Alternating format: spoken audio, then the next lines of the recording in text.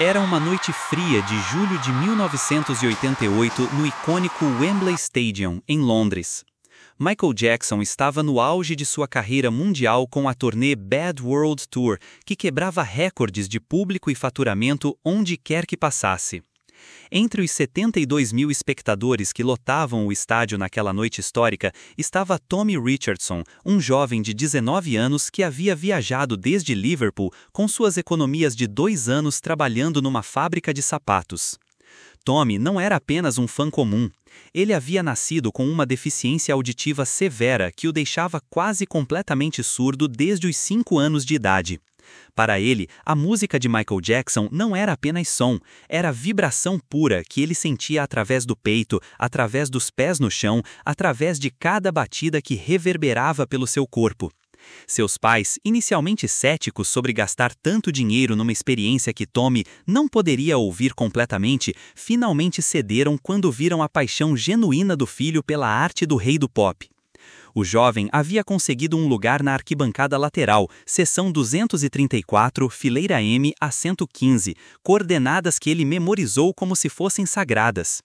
Durante meses, ele estudou cada movimento, cada coreografia, cada expressão facial de Michael através de videoclipes gravados da televisão. Tommy conhecia o repertório de cor e sabia exatamente quando aconteceria cada momento especial do show.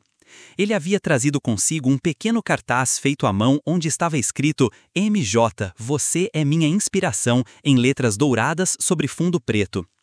Quando as luzes se apagaram e os primeiros acordes de Wanna Be Starting Something ecoaram pelo estádio, Tommy sentiu a energia coletiva de milhares de pessoas vibrando ao seu redor.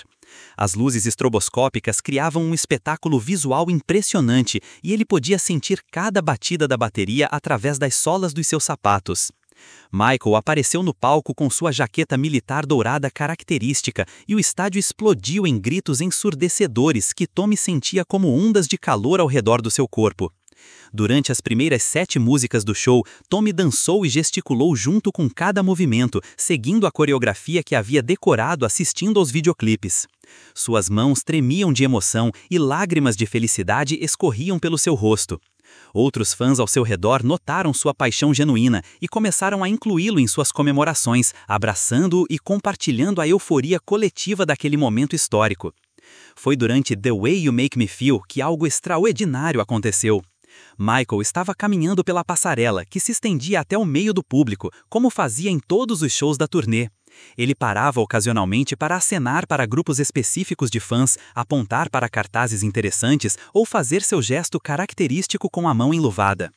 Tommy estava segurando seu cartaz com determinação, mesmo sabendo que sua localização lateral tornava quase impossível ser notado pelo artista. Mas então, num momento que parecia suspenso no tempo, Michael Jackson parou exatamente no ponto da passarela mais próximo à seção onde Tommy estava. O artista varreu o público com o olhar, como se procurasse algo específico.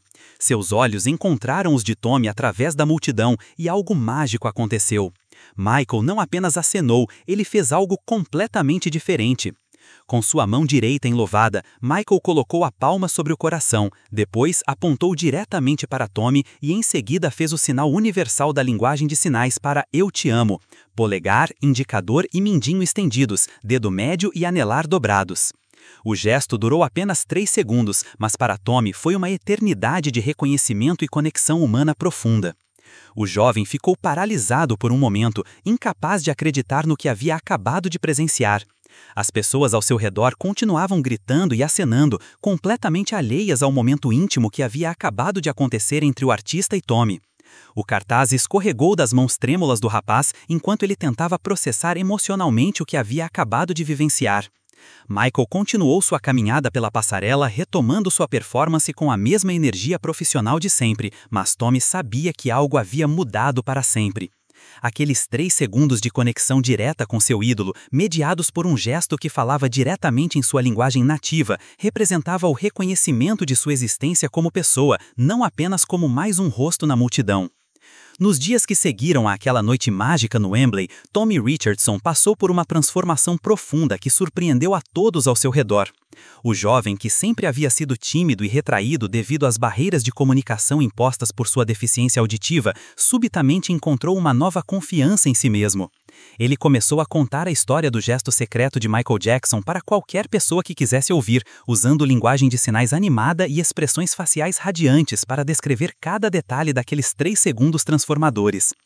Seus pais, Margaret e David Richardson, inicialmente receberam o relato com ceticismo carinhoso. Eles conheciam a paixão do filho por Michael Jackson e imaginaram que talvez a emoção do momento tivesse criado uma memória idealizada do que realmente havia acontecido. Querido, havia 72 mil pessoas naquele estádio, disse sua mãe gentilmente. É possível que você interpretou um gesto geral como sendo especificamente para você. Mas Tommy era insistente. Ele sabia o que havia visto, sabia o que havia sentido e, mais importante ainda, sabia que Michael Jackson havia deliberadamente usado linguagem de sinais. A obsessão de Tommy em validar sua experiência o levou a uma jornada de 7 anos que mudaria não apenas sua própria vida, mas também tocaria a comunidade surda de Liverpool e além.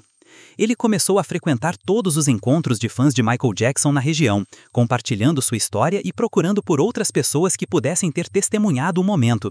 Gradualmente, ele começou a encontrar outros fãs com deficiência auditiva que relatavam experiências similares em diferentes shows da turnê Bad World Tour.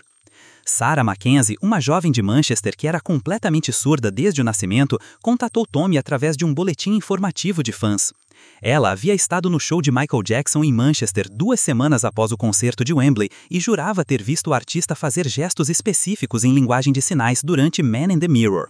Segundo Sarah, Michael havia sinalizado esperança, amor e unidos enquanto caminhava pela passarela, gestos que passaram despercebidos pela maioria do público ouvinte, mas que foram claramente reconhecidos pelos fãs surdos presentes. Esta descoberta levou Tommy a expandir sua pesquisa internacionalmente. Ele começou a corresponder-se com fãs surdos ao redor do mundo, coletando relatos similares de shows em diferentes países. Através de cartas manuscritas traduzidas por intérpretes voluntários, ele descobriu que Maria Santos, do Brasil, havia documentado gestos similares durante o show no estádio do Maracanã em 1993, na turnê Dangerous World Tour. Um fã japonês chamado Hiroshi Tanaka relatou experiências parecidas no Tokyo Dome em 1992. O que mais impressionava Tommy era a consistência dos relatos. Michael Jackson aparentemente fazia questão de incluir elementos de linguagem de sinais em suas performances, mas de forma sutil, direcionadas especificamente aos fãs que poderiam compreender e apreciar esses gestos. Era como se ele mantivesse uma comunicação secreta com uma parcela especial de seu público, reconhecendo suas necessidades únicas e oferecendo-lhes uma conexão mais profunda com sua arte. Em 1991, Tommy decidiu transformar sua paixão em propósito profissional. Ele se matriculou num curso de interpretação em linguagem de sinais na Universidade de Liverpool, financiado parcialmente por um trabalho de meio tempo numa loja de discos local. Seus professores ficaram impressionados com sua dedicação e fluência, mas Tommy sempre explicava que sua motivação vinha daquela noite transformadora em Wembley, quando Michael Jackson havia falado diretamente com ele em sua própria linguagem.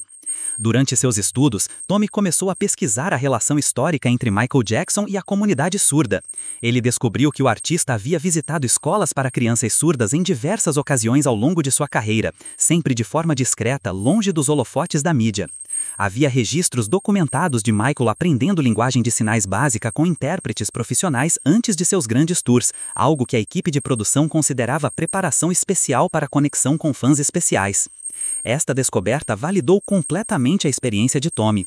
Michael Jackson não havia feito aquele gesto por acaso ou coincidência, ele havia estudado, se preparado e conscientemente incluído elementos de comunicação acessível em suas performances. O gesto secreto no Wembley não foi um momento isolado de bondade espontânea, mas parte de um esforço consistente e deliberado para alcançar todos os seus fãs, independente de suas limitações físicas. Em 1995, 7 anos após aquela noite mágica, Tommy Richardson havia se tornado um intérprete profissional certificado, trabalhando em hospitais, tribunais e eventos culturais em toda a região de Merseyside. Mais importante ainda, ele havia fundado o Silent Fans Network, uma organização que conectava fãs surdos de Michael Jackson ao redor do mundo, proporcionando-lhes acesso à interpretação simultânea em shows, encontros e eventos relacionados ao artista. Michael Jackson, o gesto secreto que mudou a vida de um fã. Bloco 1. O encontro improvável no Wembley Stadium 1988. Era uma noite fria de julho de 1988 no icônico Wembley Stadium em Londres. Michael Jackson estava no auge de sua carreira mundial com a turnê Bad World Tour, que quebrava recordes de público e faturamento onde quer que passasse. Entre os 72 mil espectadores que lotavam o estádio naquela noite histórica, estava Tommy Richardson, um jovem de 19 anos que havia viajado desde Liverpool com suas economias de 2 anos trabalhando numa fábrica de sapatos. Tommy não era apenas um fã comum. Ele havia nascido com uma deficiência auditiva severa que o deixava quase completamente surdo desde os 5 anos de idade. Para ele, a música de Michael Jackson não era apenas som, era vibração pura que ele sentia através do peito, através dos pés no chão, através de cada batida que reverberava pelo seu corpo. Seus pais, inicialmente céticos sobre gastar tanto dinheiro numa experiência que Tommy não poderia ouvir completamente, finalmente cederam quando viram a paixão genuína do filho pela arte do rei do pop. O jovem havia conseguido um lugar na arquibancada lateral, seção 234, fileira M a 115, coordenadas que ele memorizou como se fossem sagradas.